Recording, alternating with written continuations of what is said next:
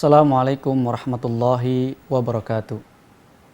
Alhamdulillahilladzi ja'ala syahra ramadhan alladzi unzila fihi al-Qur'an hudan lin-nasi wa bayyinatin minal huda wal furqan. Allahumma shalli wa sallim wa zid wa barik ala Rasulillah wa alihi al-athhar wa sahbihi alladhina jahadu fillah wa haqqa jihadihi fahadha sawa'us sabil. Amma ba'du. Sahabat Zakat TV yang dimuliakan Allah Subhanahu wa taala, alhamdulillah masih diperjumpakan lagi kita oleh Allah Subhanahu wa taala dalam acara kesayangan kita, Oase Zakat TV, mencoba berbagi hikmah untuk kebaikan kita bersama. Sahabat Zakat TV yang dimuliakan Allah Subhanahu wa taala, pada kesempatan yang lalu kita telah membahas berbagai macam tema berkenaan dengan bulan Ramadan. Insya Allah pada kesempatan yang mulia ini kita akan coba mengangkat tema yaitu sunnah-sunnah di bulan Ramadan. Sahabat Zakat TV yang dimuliakan Allah, diriwayatkan dari Salman Al-Farisi bahwa satu ketika di akhir bulan Sa'ban, Rasulullah Sallallahu Alaihi Wasallam mengumpulkan para sahabatnya. Kemudian ketika para sahabat telah berkumpul, maka Rasulullah Sallallahu Alaihi Wasallam berkhutbah di hadapan para sahabatnya. Apa kata Rasulullah Sallallahu Alaihi Wasallam? Kata Rasulullah, ayyuhan nas, wahai sekalian manusia. Nah, ini berarti bahwa ketika itu Rasulullah Sallallahu Alaihi Wasallam tidak hanya memanggil manusia yang sedang mendengarkan khutbahnya, berarti juga manusia yang sedang halu lalang yang berada di sekitar tempat berkumpulnya para sahabat. Qad azallukum syahrun azimun mubarakun. Akan datang, kata Rasulullah, bulan yang agung dan berkah. Fihi Lailatul Qadri khairum min alfis sanah. Di dalamnya terdapat sebuah malam, kata Rasulullah, yang lebih mulia, yang lebih baik daripada 1000 tahun, 1000 bulan. Selanjut kata Rasulullah Sallallahu Alaihi Wasallam, ja'alallahu siyamahu faridatan. Maka Allah mewajibkan pada siang harinya puasa. Wa qiyamahu qiyama fi lailat. Maka disunnahkan pada malam harinya untuk mengerjakan salat sunnah. Tatawu'an min tatawu'an fih. Di mana sunnah ini, kata Rasulullah Sallallahu Alaihi Wasallam, akan menjadi pahala wajib, kata Rasulullah Sallallahu Alaihi Wasallam, karena kaman adal faridah fima siwahu. Maka pahala sunnah ini, kata Rasulullah, akan perbuatan-perbuatan sunnah ini akan diberi ganjaran pahala wajib. Lantas bagaimana yang wajib? Kata Rasulullah, waman ada fihi faridatan kana kaman ada sab'ina kaman fima siwahu. Maka hal-hal yang wajib yang biasa dikerjakan di luar Ramadan, kata Rasulullah, pada bulan Ramadan ada sab'ina faridatan, maka akan diberikan 70 kali lipat pahala wajib yang biasa ia kerjakan. Sahabat Zakat TV yang dimuliakan Allah Subhanahu wa taala, hadis ini menarik untuk kita kaji, bahwa Rasulullah Sallallahu Alaihi Wasallam memberikan informasi, bahwa informasi ini tentu datangnya dari Allah Subhanahu wa taala, bahwa amalan-amalan sunnah, amalan-amalan yang bersifat sunnah akan diberikan ganjaran pahala yang berlipat, bahkan pahala yang bersifat wajib. Oleh karena itu, pada kesempatan ini perlu kita coba kita cari apa sih amalan-amalan sunnah yang bisa kita kerjakan yang insya Allah mempunyai nilai pahala yang wajib. Kata Rasulullah, yang pertama, tentu ada banyak pahala-pahala wajib. Kiranya ada beberapa hal yang coba akan kita kaji. Yang pertama adalah sahur. Sahabat Zakat TV mungkin terdengar simpel sekali ya sahur ini. Tapi kata Rasulullah, tasaharu fa inna fis suhuri barakatun. Bersahurlah kata Rasulullah, karena sesungguhnya di dalam sahur itu terdapat berkah. Seorang ulama kontemporer bernama Said Sabiq dalam kitabnya Fiqh Sunnah berkata bahwa yang dimaksud berkah di dalam hadis Rasulullah mengenai sahur ini adalah yang pertama, innahu yuqawwiyu shaim. Dia akan menguatkan seorang yang berpuasa.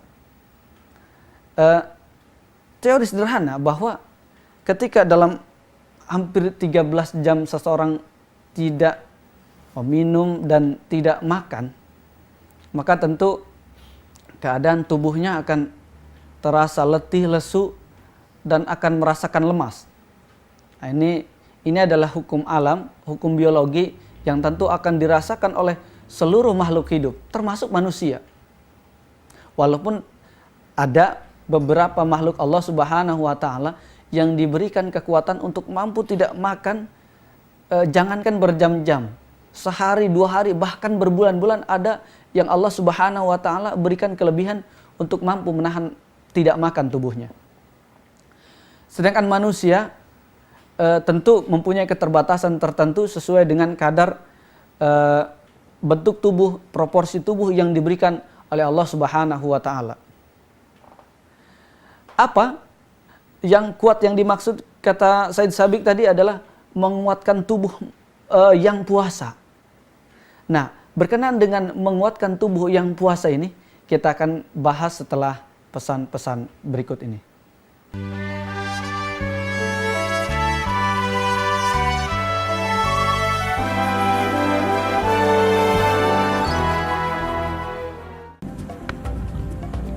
Semangat kemenangan harus berasal dari sportivitas yang datang dari hati.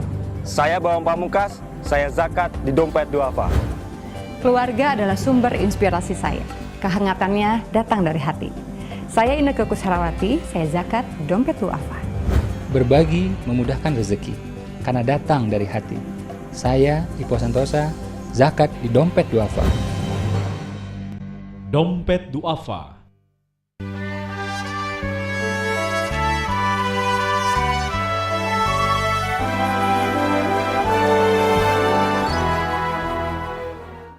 Sahabat Zakat TV yang dimuliakan Allah Subhanahu wa Ta'ala.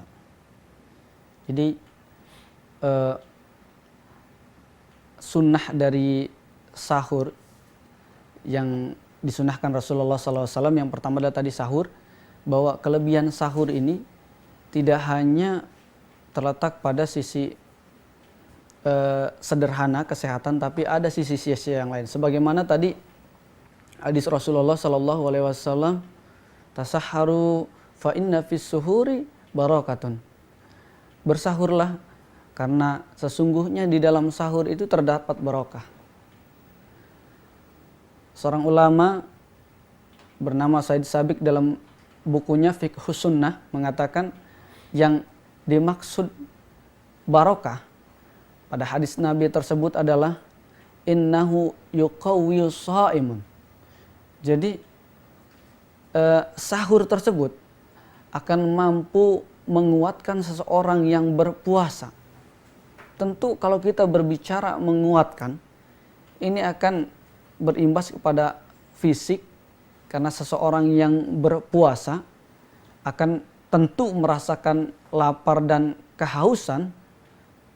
Imbasnya adalah tubuhnya letih, lesu dan sebagainya. Innahu yuqawwiyu shaim. Maka dia akan memberikan kekuatan bagi yang berpuasa. makna barokah yang kedua kata Said Sabiq adalah wayan syitahu, maka dia akan merajinkan, membuat seseorang itu bergairah. Jadi seseorang yang bersahur tentu akan memiliki energi yang lebih setelah ia kuat, setelah ia mampu, maka wayan syituhu, dia akan semangat untuk mengerjakan hal-hal. Tentu dalam teori kedokteran pernah ada sebuah penelitian bahwa akan ada beda orang yang bersarapan pagi dengan orang yang tidak bersarapan pagi. Orang-orang yang bersarapan pagi memiliki kecenderungan lebih aktif, lebih bersemangat dalam bekerja, dan lebih smart dalam pemikiran. Paling tidak sahur ini mirip sama dengan seseorang yang melaksanakan sarapan pagi. Wayan syituhu, orang tersebut akan menjadi bergairah, akan rajin, dan tentu kinerja dalam kehidupannya juga akan bertambah. Selanjutnya, bahwa ada efek yang tidak kita sangka-sangka juga dari manfaat sahur adalah bahwa ketika seseorang terlelap dalam tidurnya, ada bagian tubuh tertentu, jaringan atau zat tertentu di dalam tubuhnya yang hidup membentuk sebuah hormon-hormon tertentu yang kalau hormon tertentu melebihi kapasitas, maka akan berimbas negatif pada tubuh itu sendiri. Misalnya, dan jaringan atau sel itu hanya hidup ketika seseorang tertidur. Batas maksimal sel atau jaringan tersebut adalah hanya beberapa jam. Maka ketika kita bangun untuk sahur, paling tidak kita menghentikan sel atau jaringan yang sedang bekerja tersebut sehingga tidak terjadi over atau kelebihan yang terjadi dalam tubuh. Sahabat Zakatip yang dimuliakan Allah Subhanahu wa taala, bahwa sunnah-sunnah yang atau amalan yang disunahkan Rasulullah sallallahu alaihi wasallam selanjutnya adalah tadarus Al-Qur'an. Membaca Al-Qur'an, kemudian mengkaji Al-Qur'an. Rasulullah sallallahu alaihi wasallam sesuai berbagai macam riwayat, tiap kali bulan suci Ramadan, Rasulullah menghatamkan Al-Quran bersama dengan malaikat Jibril. Kemudian kebiasaan ini dilanjutkan oleh para sahabat yang mulia, dilanjutkan oleh tabi'in, tabi'ut tabi'in, bahkan oleh para ulama sebagai pewaris anbiya. Imam Syafi'i misalnya, dalam satu hari di bulan suci Ramadan mampu menghatamkan 3 kali Al-Quran. Ini luar biasa, sahabat Zakat TV. Kalau kita 1 bulan 30 juz pun, artinya 1 kali menghatamkan pun begitu sulit. Ini ada ulama yang 1 hari ia mampu menghatamkan 3 kali Al-Quran pada bulan suci Ramadan. Ini satu hal yang luar biasa dan tentu memerlukan keinginan, i'tikad yang berlebih, jihad yang luar biasa di dalam dirinya. Karena bulan suci Ramadan ini rupa-rupanya untuk sebagian orang atau bahkan mayoritas umat Islam dijadikan sebuah yaumus sughul, hari-hari kesibukan. Bukannya sibuk beribadah kepada Allah Subhanahu wa taala, kebanyakan orang atau mungkin sebagian umat Islam menyibukkan dirinya dengan hal-hal yang berbau duniawi, Mereka sibuk mengumpulkan uang guna persiapan lebaran, mereka sibuk mengumpulkan materi, uang, guna mudik. Nah, kita bisa lihat tingkat konsumsi di bulan Ramadan jauh lebih tinggi daripada di luar Ramadan. Maka tidak salah dalam teori ekonomi kalau setiap kali bulan Ramadan terjadi inflasi. Inflasi ini artinya kenaikan harga bahan-bahan atau kenaikan harga-harga barang. Ya karena tingkat permintaannya tinggi. Jadi Ramadan orang tidak lagi menyibukkan dirinya dengan membaca Al-Quran, berbuat hal-hal yang bersifat sunnah bahkan atau wajib, tapi sibuk dengan dirinya mencari materi, mencari uang guna persiapan Lebaran. Karena esensi Ramadan bagi sebagian atau kebanyakan umat Islam adalah hari Lebaran. Karena hari Lebaran itulah puncak dari Ramadan. Rahura, baju baru, dan sebagainya. Sahabat Zakat TV yang dimuliakan Allah Subhanahu wa taala, maka kata Rasulullah, sunnah yang selanjutnya adalah membaca atau tadarus Al-Quran sebagaimana yang telah dilakukan oleh Rasulullah SAW. Bagaimana sunnah-sunnah atau amalan-amalan sunnah selanjutnya? Maka kita akan kembali setelah pesan-pesan berikut.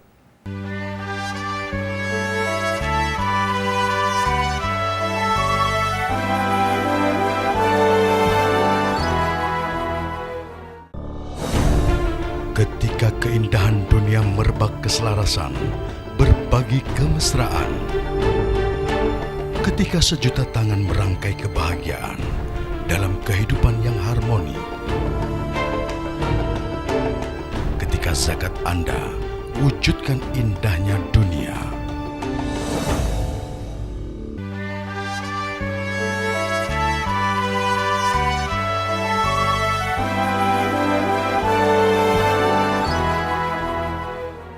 Sahabat Zakat TV yang dimuliakan Allah Subhanahu wa taala. Amalan sunnah selanjutnya adalah menyediakan makanan dan minuman bagi orang yang berpuasa. Rasulullah pernah bersabda bahwa man futira sha'ima falahu mislu ajrahu. Barang siapa yang memberikan makanan dan minuman untuk berbuka puasa bagi orang yang berpuasa, falahu mislu ajrahu, maka dia akan mendapat ganjaran setimpal dengan orang yang berpuasa yang ia sediakan makanannya tersebut, tanpa mengurangi pahala orang yang berpuasa tadi. Jadi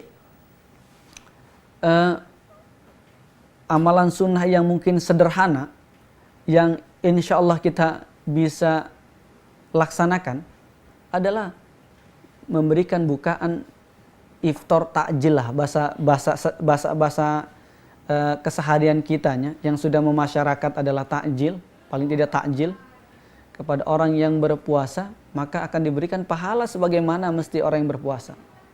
Tapi dengan catatan bahwa mentang-mentang orang yang memberikan pahala, orang yang berbuka puasa pahalanya sama seperti orang yang berbuka puasa, lantas dia bilang begini, lah kalau begitu mah kagak usah puasa dah gua, pahalanya sama. Tidak begitu ya sahabat Zakat TV, bahwa ya tentu dengan catatan dia juga melaksanakan puasa sebagaimana mestinya. Kalau begitu malah dia menyediakan puasa, dia tidak puasa, dosanya jauh lebih besar daripada pahala yang ia dapat. Perbuatan ini paling tidak sesederhana mungkin adalah kita menyediakan makanan dan minuman di masjid. Kalau di kampung-kampung itu paling tidak di sekitar kita, itu setiap kali bulan Ramadan itu kan pengurus musola atau masjid memberikan sebuah selebaran atau catatan kesediaan kita untuk mengisi atau memberikan makanan-makanan ketika bulan suci Ramadan, makanan-makanan bukaan. Nah, walaupun kita tidak sempat hadir bersama mereka, walaupun kita tidak bisa memberikan semuanya, paling tidak seteguk, segelas, atau sedikit apapun yang kita berikan, Maka kata Rasulullah, itu sudah termasuk futira shaim. Orang yang memberikan bukaan, makanan atau minuman bagi orang yang berpuasa. Selanjutnya, sahabat Jakatip yang dimuliakan Allah Subhanahu wa taala, yang terakhir adalah qiyamul Ramadan, yaitu melakukan sholat sunnah pada malam harinya. Sholat sunnah pada malam hari ini lumrah, kemudian disebut dengan ibadah tarawih. Walaupun pada masa Rasulullah Sallallahu Alaihi Wasallam sholat tarawih belum dinamakan sholat tarawih. Pada zaman Rasulullah Sallallahu Alaihi Wasallam, berdasarkan berbagai macam riwayat yang sahih, memang Rasulullah hanya menjalankan 11 rakaat. Namun para sahabat yang mulia, karena merasa ada sahabat, jadi ceritanya ada sahabat yang tinggal jauh dari kota Mekah, ada sahabat yang jauh dari Ka'bah, merasa iri dengan orang-orang yang melaksanakan tarawih di Ka'bah. Karena tentu orang-orang yang melaksanakan sholat di sekitar Ka'bah mempunyai imbalan pahala yang jauh berlebih ketimbang orang-orang yang sholat jauh dari Ka'bah. Maka atas inisiatif ini, khususnya pada zaman Umar bin Khattab, beliau melaksanakan sholat tarawih dengan jumlah 23. Dengan harapan Allah Subhanahu wa taala memberi ganjaran yang setimpal dengan orang-orang yang melaksanakan salat tarawih di sekitar Ka'bah. Paling tidak ini didasarkan sebuah kaidah usulul fiqh bahwa man aksara fi'lan aksara fadlan. Barang siapa yang banyak melakukan ibadah, amal perbuatan yang saleh, aksara fadlan, maka akan tentu lebih banyak ganjarannya.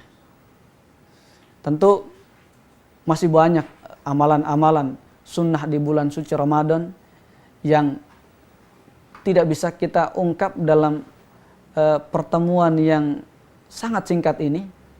Mungkin nanti para jamaah, sahabat Zakat TV bisa mengkaji dan mencari sendiri amalan-amalan apa saja yang kiranya disunahkan oleh Rasulullah Sallallahu Alaihi Wasallam. Maka dari itu kita tutup kajian ini dengan sama-sama membaca doa kepada Allah, memanjatkan doa kepada Allah Subhanahu wa taala agar kiranya mudah-mudahan ibadah kita baik yang sunnah maupun yang wajib diterima oleh Allah Subhanahu wa taala. Astagfirullahaladzim, astagfirullahaladzim. A'udzubillahi minasyaitonirrajim. Bismillahirrahmanirrahim. Alhamdulillahirabbil alamin. Allahumma shalli ala Muhammad wa ala ali Muhammad. Allahumma ighfir lana wa liwalidina warhamhuma kama rabba'una shigharan. Ya Allah, ampunilah dosa kedua orang tua kami, dosa orang tua yang masih hidup atau yang sudah meninggalkan kami, ya Rabb. Sayangilah mereka sebagaimana mereka menyayangi kami, ya Allah. Ya Allah, ya Rabbi, di bulan yang suci ini, ya Rabb, sebagaimana Rasul-Mu janjikan, ya Rabb, sebagaimana Rasul-Mu kabarkan bahwa Engkau akan menerima amalan-amalan sunnah kami sebagaimana amalan-amalan wajib kami. Maka ya Allah, bukakanlah kami, terimalah amalan-amalan kami, ya Rabb, baik yang sunnah maupun yang wajib. Jadikanlah amalan-amalan tersebut, ya Allah, penimbang berat amalan kebaikan kami ketika di akhirat nanti, ya Allah. Amalan yang dapat menyelamatkan kami dari siksa api neraka, ya Allah. Karena tentu, ya Allah, kami sadari jauh lebih banyak perbuatan-perbuatan tercela, dosa-dosa ketimbang amal kebaikan yang telah kami lakukan. Ya Allah, Rabbana atina fid dunya hasanah wa fil akhirati hasanah wa qina adzabannar. Subhana rabbika rabbil izzati amma yasifun wa salamun alal mursalin walhamdulillahi rabbil alamin. Sahabat Zakat TV yang dimuliakan Allah Subhanahu wa taala, insyaallah kita akan ketemu lagi dalam kajian-kajian Islami dalam acara Oase Zakat TV. Mudah-mudahan Allah senantiasa memanjangkan umur kita. Mudah-mudahan ada manfaatnya apa yang telah kita bahas tadi. Billahi fisabil haq wastabiqul khairat. Assalamualaikum warahmatullahi wabarakatuh.